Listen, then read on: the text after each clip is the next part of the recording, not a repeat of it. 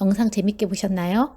2단원 배려하며 말하기 수업 목표는 총 4가지입니다. 시나리오의 특성을 이해하고 창작할 수 있다. 드라마를 제작할 수 있다. 언어폭력 문제로 모의 재판을 할 수 있다. 언어폭력의 문제점을 깨닫고 실천한다입니다. 2단원 수업 계획은 총 9차시로 이루어졌습니다. 먼저 시나리오 특징을 이해한 뒤 시나리오를 직접 창작하고요. 드라마까지 촬영하겠습니다. 이 드라마 내용으로는 모의 재판까지 하게 되겠는데요. 2단원 수업에서 여러분들이 얼마나 많은 능력을 발휘할 것인지 선생님은 벌써부터 기대가 됩니다. 자, 수업을 시작하겠습니다. 오늘 수업은 먼저 드라마를 시청하셨고요. 두 번째로는 시나리오 구성 단계를 이해하고 뒷부분의 스토리를 완성하고 이 시나리오에 나오는 인물의 특성을 파악하는 것으로 끝을 맺겠습니다. 시나리오란 무엇일까요? 시나리오란 영화나 드라마의 상영을 전제로 하여 작가가 꾸며낸 각본입니다.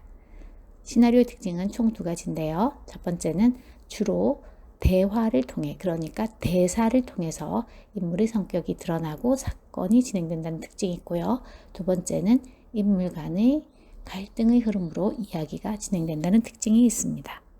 시나리오 구성 단계는 총 5단계로 구성되어 있습니다. 시나리오는 갈등의 흐름, 다시 말해서 문제가 심각해지는 방향에 따라 진행되는 것이 특징인데요.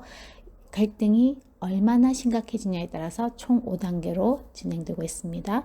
갈등 이전은 갈등이 생기지는 않았지만 갈등이 암시되는 부분이죠. 두 번째, 갈등 시작은 어떤 계기로 인해서 갈등이 시작되는 부분이 바로 갈등 시작 부분이고요. 갈등 심화 부분은 이 갈등이 점점 심해지는 부분입니다. 네 번째, 갈등 최고조는 갈등이 폭발하는 단계인데요. 이 단계에서 가장 문제 상황이 심각해진다고 볼 수 있겠습니다. 5번째, 갈등 해결은 갈등이 해소되거나 문제가 해결된다고 볼 수 있는데요. 이거는 갈등이 해결될 수도 있지만 갈등이 다른 국면으로 전환될 수도 있는 부분이라고 볼 수 있겠습니다. 이렇게 해서 시나리오 구성은 5단계로 이루어집니다. 시나리오 구성 단계를 예시를 들어서 설명하겠습니다. 먼저 주요 인물은 철수로 보겠고요. 갈등 문제 상황은 변비에 걸리는 상황으로 보겠습니다. 갈등 이전을 암시하는 부분이라면 변비에 걸릴 수 있는 어떤 상황을 설정을 해주면 되겠죠.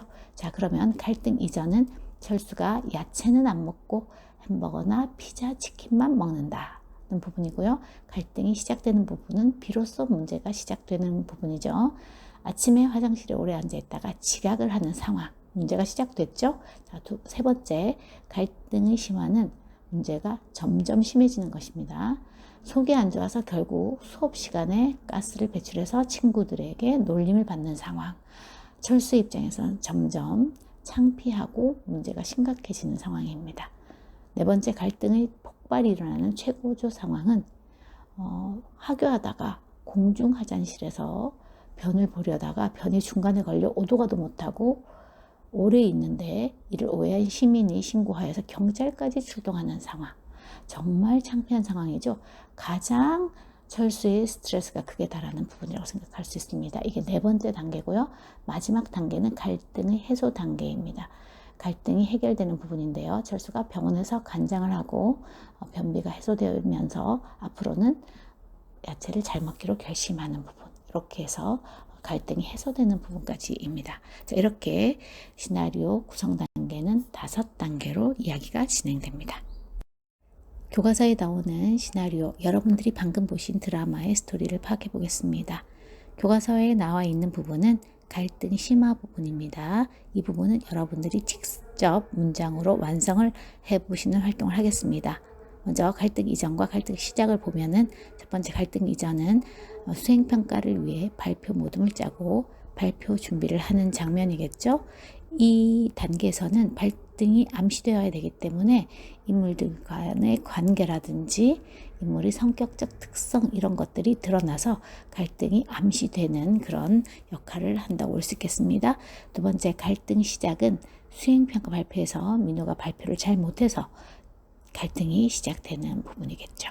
자, 이 3번은 나중에 여러분들이 패들렛을 통해서 활동으로 문장을 완성해 주시기 바랍니다. 오늘의 과제는 시나리오 스토리 직접 구상하기인데요. 교과서에 나와 있는 부분의 뒷부분까지 완성해 보기입니다. 이 뒷부분은 여러분이 직접 시나리오로 작성을 할 예정입니다. 자, 그러면은 1, 2는 선생님이 정리를 했고요. 3번은 교과서 내용으로 여러분들이 한 문장을 정리를 하시고 4번, 5번은 뒷부분의 스토리가 어떻게 흘러갈 것인지 여러분들이 창작해 보는 겁니다. 짧은 문장으로 4번, 5번까지 완성을 해 주시면 되겠습니다. 두 번째 과제는 시나리오 속 인물 파악 마인드맵 그리기입니다. 인물은 총 5명이 나옵니다. 이 인물들이 실제로 한 행동뿐만이 아니라 여러분들이 인물이 어떤 행동을 할 것인지를 추측해서 좀 더 풍부하게 상상력을 발휘해서 마인드맵을 그려주시면 되겠습니다. 이 인물이라면 평소에 이런 언행을 보일 것이다. 또는 이런 친구 관계를 맺고 있을 것이다. 이런 성격적 특성을 가질 것이다. 학교 생활은 어땠을 것이다. 라는 것을 상상력을 발휘해서 풍부하게 작성해 주시면 되겠습니다. 인물당 하나의 마인드맵을 작성해야 되기 때문에 총 5개의 마인드맵을 작성하는 것입니다. 인물 마인드맵 예시를 보겠습니다. 각 인물들이 실제로 어떤 행동을 했는지, 어떤 생각을 했는지 뿐만이 아니라 앞으로 어떤 행동과 생각들을 하며 어떤 인간관계들을 맺을 것이다 라는 것을 추측해서 작성을 해보았는데요. 이렇게 인물 마인드맵을 작성하는 이유는 앞으로 쓸 시나리오의 내용을 좀 더 풍부하고 현실감 있게 나타나기 위해서입니다. 패들렛 과제를 제시하기 전에 다음 시간 수업을 안내하겠습니다.